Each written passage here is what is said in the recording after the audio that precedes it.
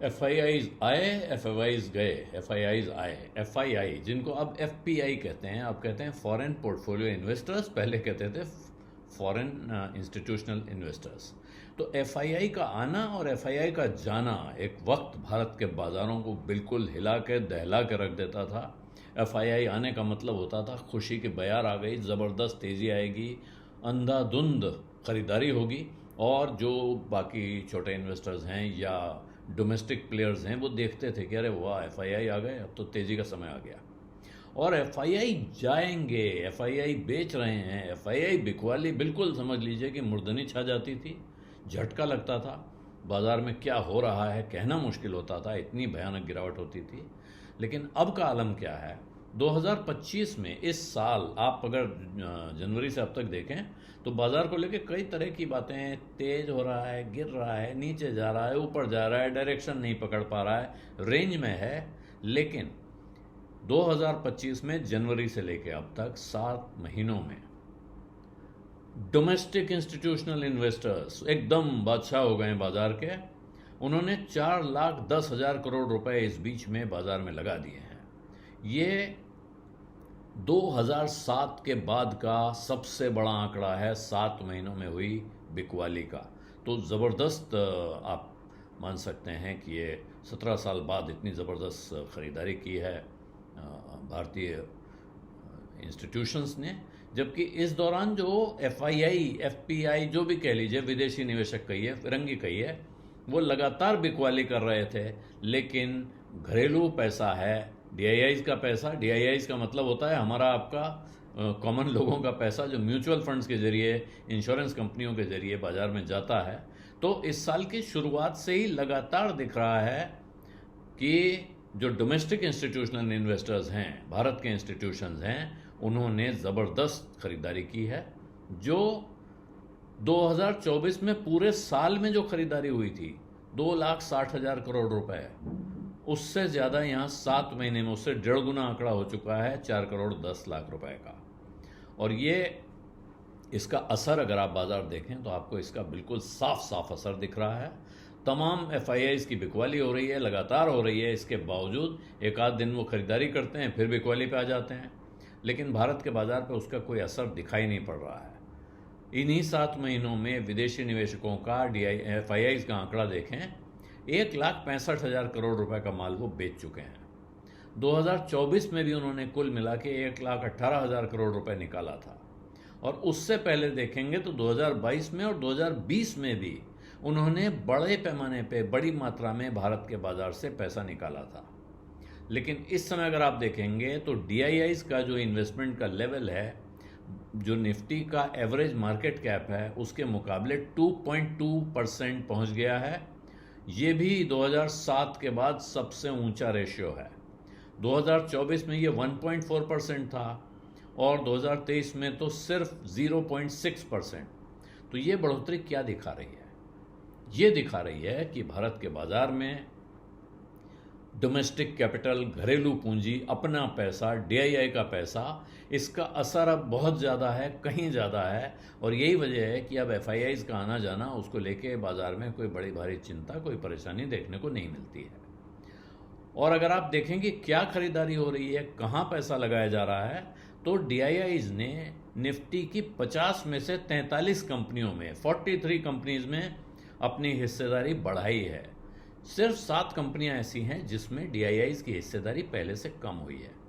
जो सबसे बड़ा उछाल है इसमें वो है एशियन पेंट्स में, जो बाज़ार में बड़ा भारी value creator, wealth creator, multi bagger माना जाता है। तो इसमें 7% की हिस्सेदारी बढ़ाई गई है, जबकि इस साल इस स्टॉक ने कुछ खास रिटर्न दिया नहीं है। तमाम तरह की आशंकाएं हैं, नए कंपटीशन सामने आ रहे हैं, उसको देखते हुए परेशानी दिख रही है। आदित्य बिरला ग्रुप से और JSW ग्रुप से उसके सामने पेंट में कंपटीशन खड़ा हो गया है। तो भले ही वो रिटर्न ना आया हो, लेकिन DIIs का भरोसा बना हुआ है और वो शायद भाव देख के उसमें अपना इन्वेस्टमेंट उन्होंने 7% बढ़ा दिया है।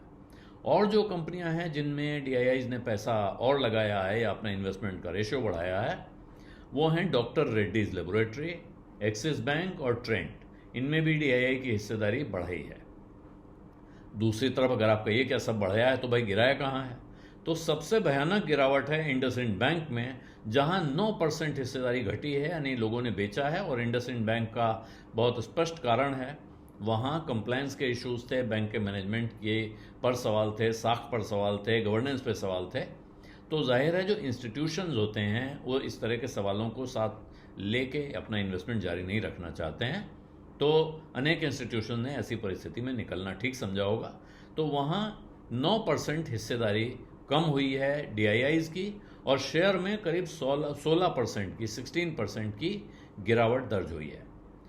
दूसरी तरफ देखें तो आईसीआईसीआई बैंक में, बजाज फाइनेंस में, श्रीराम फाइनेंस में और भारती एयरटेल में भी कटौती हुई है, लेकिन ये मामूली कटौती है। वो उसको आप मार्केट एडजस्टमेंट देख लें या किसी दूसरे का शेयर बढ़ने से इनका शेयर कम होता हुआ दिख रहा है, ये भी मान सकते हैं। इसमें जो एक्सपर्ट्स हैं वो मानते हैं कि ये दिखा ये रहा है कि अब जो इंडियन इन्वेस्टर है वो ग्लोबल फंड्स की बिकवाली से डरता नहीं है। उससे डरने के बजाय भारत के छोटे इन्वेस्टर हों, रिटेल के बड़े इन्वेस्टर हों या फंड्स हों, ये अब भरोसेमंद और ग्रोथ वाले सेक्टर्स में पैसा लगा रहे हैं और लगाते जा रहे हैं। उससे उनको कोई ख़ास परवाह नहीं है कि विदेशी निवेशक क्या कर रहा है। और इसके साथ अगर आप एक चीज़ देखें, बहुत लंबे समय से ये बात कही जाती है, पुराने जो बाज़ार को देखने वाले कहते हैं कि बाज़ार में एक बहुत दिलचस्प चीज़ देखने को मिलती है। जिन दिनों आप देखिए बाज़ार बहुत तेज़ हो रहा है और भाव महंगा हो रहा है, तब क्या होता है, एफआईआईज खरीद रहे होते हैं। और जब एफआईआईज यानी फॉरेन इंस्टीट्यूशनल इन्वेस्टर या एफपीआई फॉरेन पोर्टफोलियो इन्वेस्टर जब ये खरीद रहे होंगे तो ये, और क्योंकि ये बहुत बड़ी मात्रा में शेयर खरीदते हैं, इनकी क्वांटिटी लॉट बड़ी बड़ी होती हैं, तो वो कहाँ से आ रहा होता है शेयर? क्या वो मार्केट में छोटे इन्वेस्टर से शेयर खरीद रहे होते हैं?